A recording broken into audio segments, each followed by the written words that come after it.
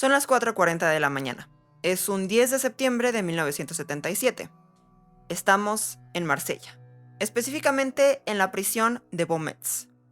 Han pasado 7 meses desde que Hamida Jandoubi fue sentenciado a muerte por violación, muerte por tortura y violencia premeditada. Será una ejecución privada. Y también será la última vez que se use la guillotina como método de ejecución. El día de hoy hablemos de la historia oscura de la guillotina.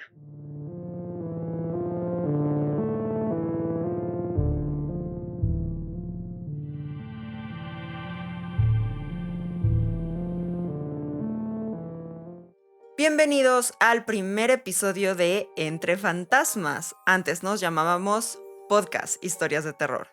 Bienvenidos a este canal que sigue siendo el mismo, pero ahora tenemos un nuevo nombre, todo con la intención de poder llegar a más gente, ser más fáciles de encontrar y que todos se puedan unir a esta bella comunidad que hemos creado de curiosidad oscura.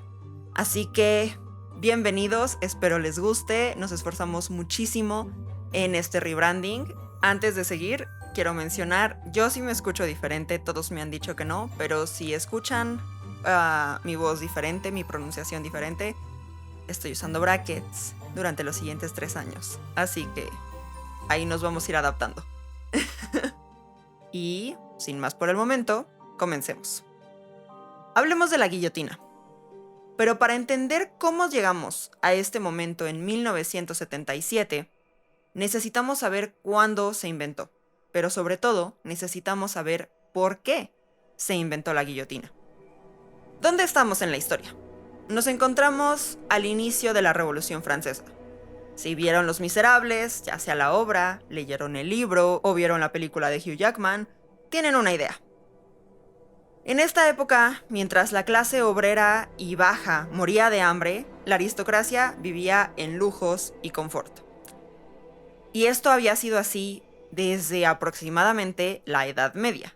Ya llevaban 200 años viviendo de la misma forma.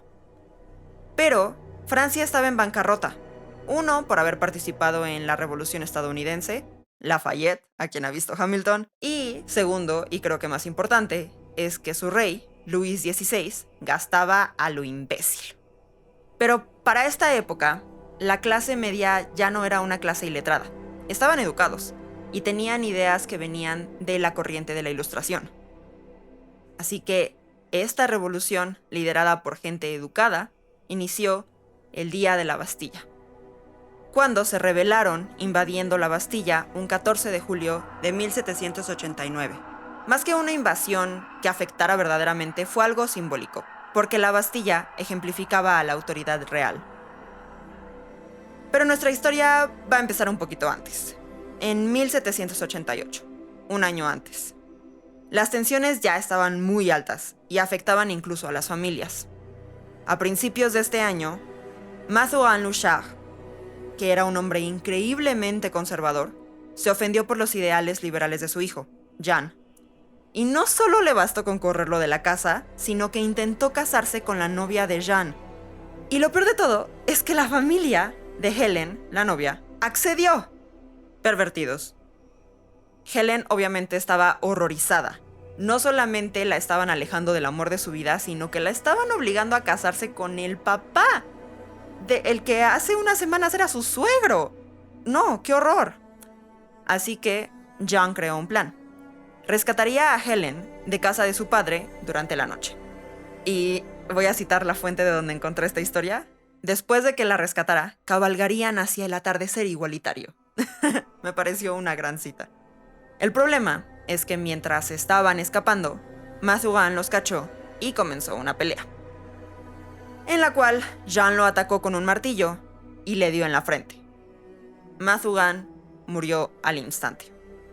Jean entonces fue encontrado culpable a pesar de abogar defensa propia, y su sentencia sería romperlo en la rueda.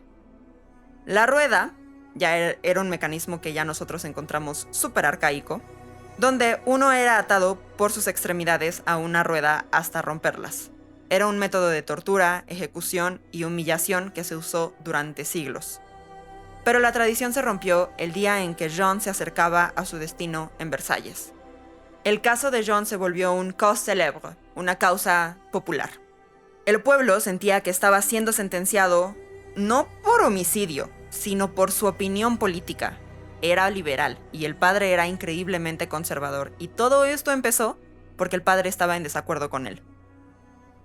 Cuando Jean iba camino a la rueda, decenas lo tomaron, lo salvaron y lo llevaron a un lugar seguro. La opinión pública entonces conmovió tanto al rey Luis XVI que le dio el perdón real a Jean. Con Jean oficialmente acabó la era de la rueda, y más o menos un año después se propuso un nuevo método de ejecución, equitativo: la guillotina. Y la siguiente historia que les quiero contar es sobre el hombre que estuvo a cargo de la guillotina, que curiosamente fue el mismo que estaba a cargo de la rueda: Charles Henry Sanson. Él fue el verdugo en jefe del rey Luis XVI, pero para el final de la revolución sería conocido como el Gran Sanson, el héroe del pueblo. Era considerado el último bastión de integridad moral en Francia. Sanson venía de una familia de verdugos. Su bisabuelo había sido el primer Sanson en ser verdugo para la realeza. Tomó el puesto cuando su suegro falleció, y desde entonces los Sanson tuvieron el puesto durante el siguiente siglo. Charles Henry lo tomó en 1778 a los 39 años, pero ya estaba familiarizado con el andamio, desde los 15 años. Su padre en ese momento estaba debilitándose por una enfermedad, y Sanson tuvo que entrar a tomar su puesto, y era considerado que tenía grandes habilidades, entre comillas. Tenía una sabiduría que sobrepasaba su corta edad, además de tener el estómago para soportar el trabajo de diario. Él fue quien llevó a cabo el último ahorcamiento y descuartizamiento en Francia. Y se sabe que a él le hubiera gustado tener un puesto más alto y menos sucio, entre comillas, ante la sociedad, porque un verdugo era visto como contaminado espiritualmente, entre comillas, a pesar de que la gente amaba el show, cosa que es muy hipócrita, pero real. Y ya iniciada la revolución después de la toma de la Bastilla, la Asamblea Nacional se reunió para ver si 3 grupos que eran considerados sin derechos merecían tener sus derechos al 100%. Esos grupos eran judíos, actores y verdugos. Y cuando se habló de esos 3 grupos, se accedió que los judíos y los actores tuvieran derechos al 100%. Sin embargo, muchos consideraban que los verdugos no, por eso del alma contaminada, porque consideraban que una persona normal, un humano real, debía de retorcerse ante la imagen de la muerte, y un verdugo no lo hacía. Pero yo me pregunto, ¿todas estas personas que iban a las ejecuciones y lo consideraban un show, realmente se retorcían? Porque lo veían con mucho morbo. Sanson obviamente estuvo en desacuerdo. Entonces escribió una carta a la asamblea, derribando el tabú de las ejecuciones. En sus propias palabras, dijo: o concluyen que un crimen quedará impune, o que un verdugo es necesario para castigarlo. Es muy cierto.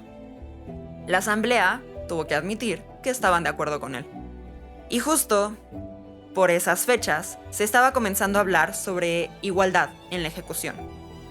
Porque a esta gente revolucionaria, egalitaria, no le parecía justo que el rico pudiera morir decapitado, mientras que el pobre tenía que sufrir en la horca. Para el rico era una muerte rápida, para el pobre era una muerte lenta y con sufrimiento. Fue entonces cuando el doctor Joseph Ignace Guillotin, que ahora hablaremos más de él, propuso que el único método de ejecución fuera la decapitación. Propuso que se creara una máquina que lo hiciera igual cada vez y que fuera rápido, para evitar el sufrimiento. Sanson concordaba con él, porque consideraba que era imposible ejecutar siempre por espada, y que saliera bien en todas las ocasiones, que era como el decapitamiento se había ejecutado hasta ese momento. Esta máquina, esta idea que proponía Guillotin, entonces se volvió indispensable. Y el 17 de abril de 1792, Sanson y el gobierno probaron una nueva invención, con heno, cuerpos que ya no vivían, e incluso hasta con una oveja viva. Y el 17 de mayo, o sea, a las pocas semanas, Sanson se presentó ante un público emocionado por debutar esta nueva invención, la guillotina. ¿Y quién sería la coestrella de la guillotina en este debut?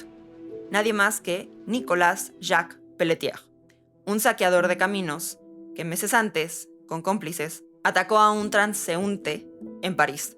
Siempre me ha costado mucho esa palabra. Le robó la cartera y otras cosas. Y aparentemente, aunque esto no está confirmado, violó o mató a alguien más. Curiosamente, a Pelletier le gustó morir aguillotinado, porque le recordaba a esos privilegios que solo tenía la nobleza antes de la revolución. Sintió que estaba muriendo con lujo. Y si esta historia les suena y me siguen en redes sociales, es porque recordarán probablemente la vez en la que hice una curiosidad oscura sobre la guillotina y mencioné a Nicolas Jacques Pelletier. De haber hecho esa curiosidad oscura fue que decidí que iba a ser un episodio completo. Pelletier fue el primero de miles por venir. Pero el show se había vuelto algo un tanto anticlimático. La gente esperaba que fuera como caótico, ruidoso, como habían sido las muertes antes. Recordemos que a los pobres los mataban lentamente y tortuosamente. Y a los ricos, aunque tal vez era un show rápido, pues la gente estaba, supongo que, feliz de ver a gente que tenía mucho más que ellos y no lo compartía, morir. Pero el problema con la guillotina era que era muy eficiente y muy ejecutivo. Todos por igual, todos rápido. Le faltaba esa grandilocuencia de los métodos viejos. Pero, porque el show debe continuar, también se revolucionó. El condenado dejó de implorar, y el martirio desafiante entonces se volvió el nuevo estándar. Bailaban, cantaban, sonreían, se burlaban de sus enemigos con sus últimas palabras. En palabras del historiador David Gerrold, el final de la vida tan sangrienta se había vuelto un show espléndido. Y con el uso de esta máquina igualitaria, la percepción pública sobre Sanson cambió. La gente olvidó que en algún punto llegó a servir a la casa Borbón, y al ser la mano de la igualdad, lo apodaron el Vengador del Pueblo. Personificaba la sabiduría y el poder del pueblo. Estaba representando lo que la revolución era. Sanson en un punto se volvió tan popular que incluso impuso moda con su uniforme. La gente, los hombres, empezaron a vestir con pantalones a rayas, abrigo verde y sombrero de 3 picos, mientras que las mujeres se mandaban comprar aretes y broches en forma de guillotina. Debo de admitir que los aretes de guillotina estaban muy bonitos, muy mórbidos, pero muy bonitos, pero han de haber pesado un montón. La imagen pública que la gente tenía de Sanson era una de gracia y buenos modales. Hablaban mucho de que era un padre y un esposo cariñoso. Y a los ojos de los ingleses, por ejemplo, la revolución era algo desagradable e increíblemente violenta. Sin embargo, hablaban maravillas de Sanson. Porque incluso cuando la guillotina se encontró con Luis XVI en enero de 1793, la imagen de Sanson no cambió ni para los revolucionarios ni para los conservadores. Del lado de los revolucionarios, claramente estaba haciendo justicia. Y del lado de los conservadores, probablemente lo veían como un hombre que se guardaba sus opiniones y solo cumplía con los deberes no solo del Estado, sino el heredado durante siglos. Era un hombre con porte, con clase. La muerte de Luis XVI marcó el inicio de la infame Era del Terror, Reinado del Terror. Y según testimonios de la familia Sanson, su participación en la ejecución del rey lo llenó de culpa y de duda. El Reinado del Terror, en palabras de Robespierre, que fue la mente maestra detrás de esta época, no fue más que justicia rápida, severa e inflexible. Y me da coraje decir que tenía razón. Entre septiembre de 1793 y julio de 1794, al menos 17,000 personas fueron sentenciadas a muerte, esta como la cifra oficial. Cualquiera que se sospechara que fuera enemigo de la revolución, ya fuera noble, sacerdote, acaparadores, Acá tuve que investigarlo porque no me quedaba claro, pero me imagino que se refieren a acaparadores de comida. Estaban en bancarrota, por ende la gente se moría de hambre. Nada más en la Navidad de 1793, al menos 247 fueron ejecutados. Pero es muy posible que el número se duplique, contemplando a quienes murieron de formas menos oficiales. Y este me parece un gran momento para recordarles que si están interesados por lo que están escuchando, recuerden darme like y suscribirse, ya sea en Apple Podcasts, en Spotify o en YouTube. Y como si el reinado del terror no fuera suficiente carga para Sanson, al poco tiempo de iniciado el terror, perdió a su hijo. Porque como era tradición, su hijo era también su asistente. Y un día, tras levantar la cabeza para enseñarla al público, cayó del andamio y murió. Pero a pesar del duelo, Sanson tuvo que ejecutar a más de 2,000 personas en los siguientes 12 meses. Según los diarios citados por su nieto, el trabajo le pesaba mucho mentalmente. No le veía fin. Y creía que buenos ciudadanos veían el fin a manos de la guillotina. Y fue hasta agosto de 1795, un año después de la caída de Robespierre y el final del terror, que Sanson pasó finalmente la batuta, exhausto, a su hijo Henry, quien duró en el puesto hasta 1840, cuando acabó la era napoleónica y la monarquía volvió al poder, pero brevemente. Henry entonces pasó la batuta a su hijo Henry Clement, quien odiaba el trabajo. Le causaba pesadillas y hasta sarpullidos. Y pues claramente no lo podemos juzgar por lo siguiente, se volvió alcohólico y apostador. Pues claro, con tantas cosas que veía. Y en 1847, un día avisó que no podía llegar a trabajar porque había empeñado la guillotina para poder pagar unas deudas y no la había podido recuperar. Y así, con deshonra, acabaron 7 generaciones de verdugo Sanson. Creo que es importante mencionar que este es el nieto que eventualmente cita a Sanson, pero los diarios nunca han sido recuperados, entonces no podemos decir con certeza que a Sanson le afectaba tanto matar, le afectaba tanto ser verdugo, porque quien lo citó fue el nieto a quien sí le afectaba.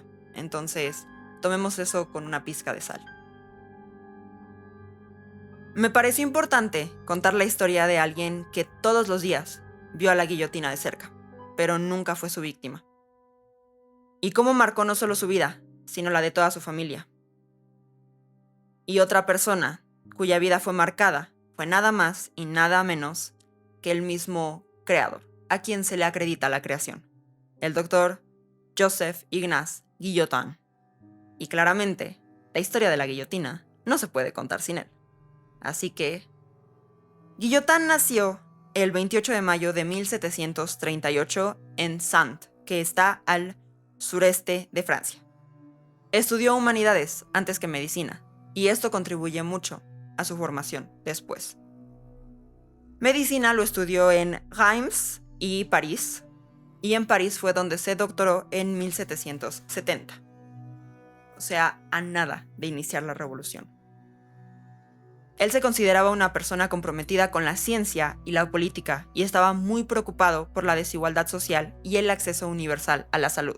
Somos todos nosotros, la verdad. Y su defensa del uso de medicinas preventivas y el interés por mejorar las condiciones de salud pública lo hicieron notar entre los médicos de París.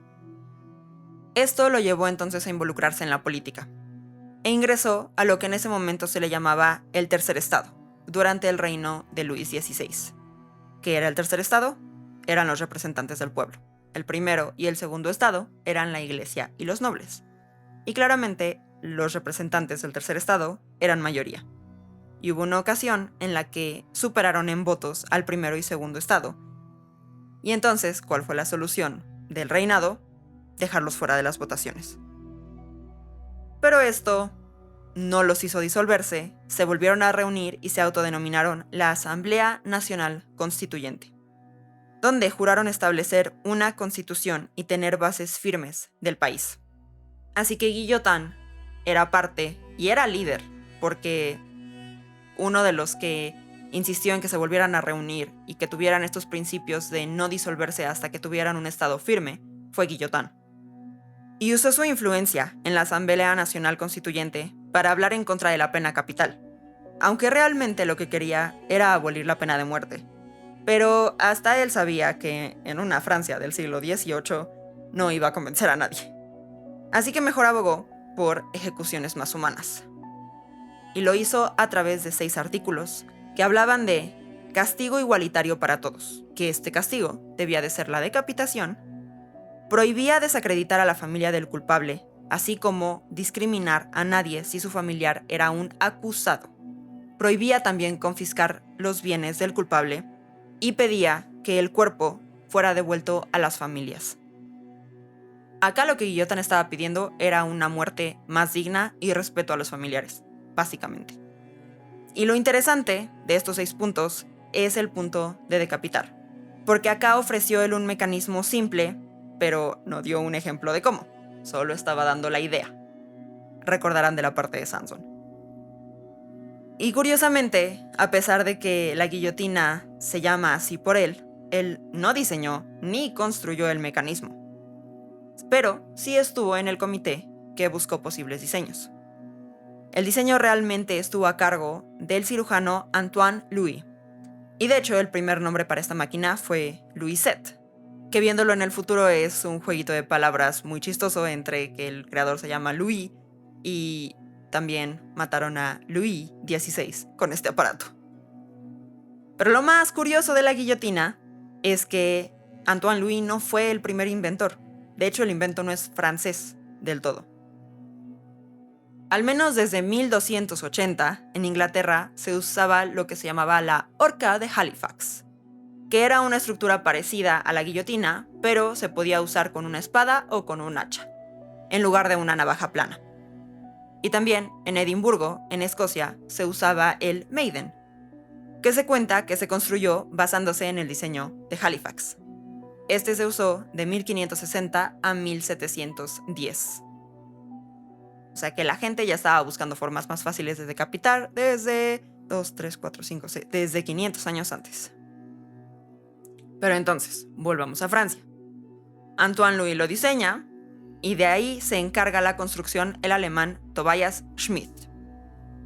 Y luego Sanson lo probaría con heno, cuerpos y ovejas, como ya mencionamos. Hablemos ahora de su legado.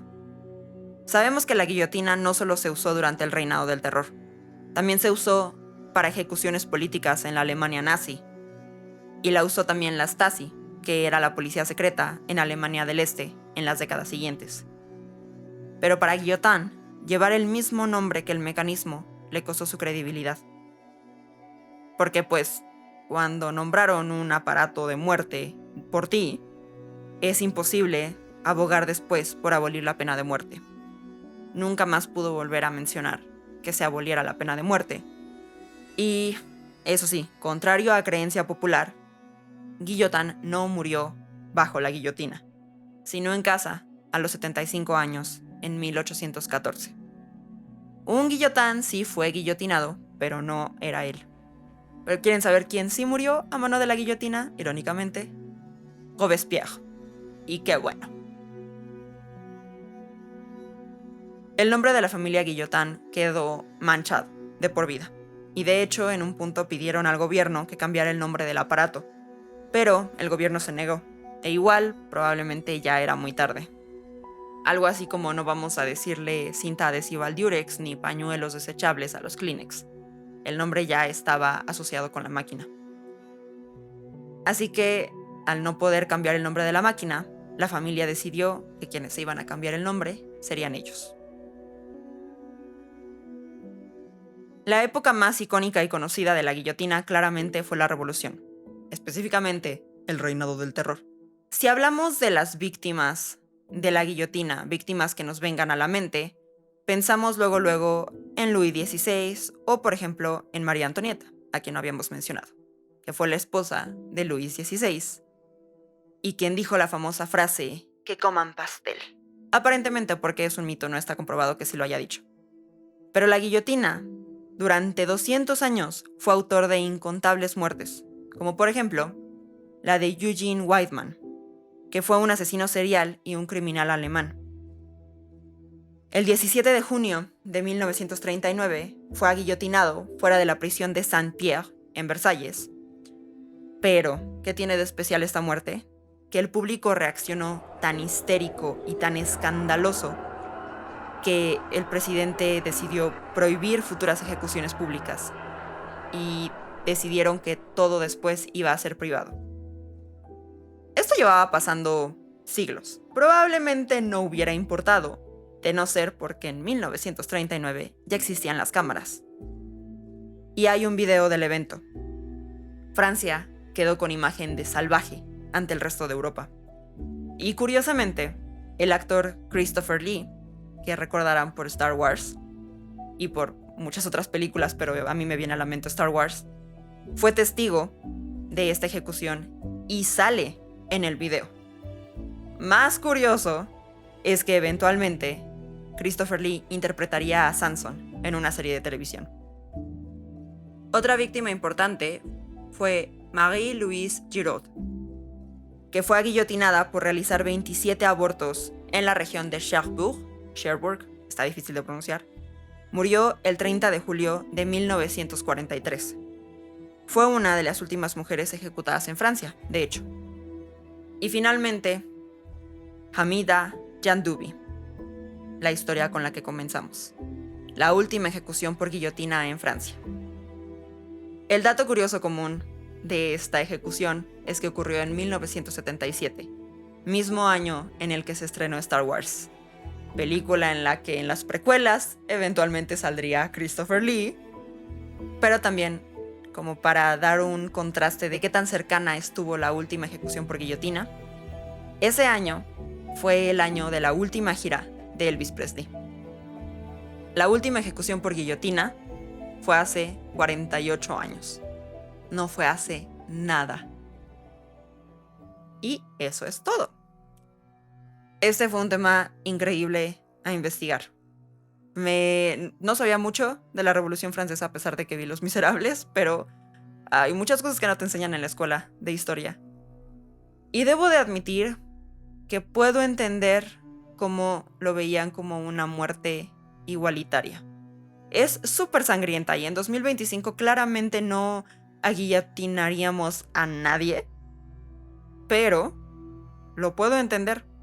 Rápido, efectivo, ejecutivo, todos por igual, ricos, pobres, no importa quién seas. Así como esa frase que tanto odio de la gente de en un terremoto todos somos iguales, todos nos vamos a morir. En ese caso sí lo veo, en el caso de la guillotina. ¡Qué historia! No sé qué más decir. Fue un placer investigarla. Creo que ha sido de mis episodios favoritos. Me estoy dando cuenta que me gusta mucho hacer episodios como de historia. Y pues nada. Bienvenidos a Entre Fantasmas. Espero que hayan disfrutado este nuevo primer episodio, digámosle así. Este fue uno de los tantos cambios que teníamos planeados y espero que lo disfruten mucho.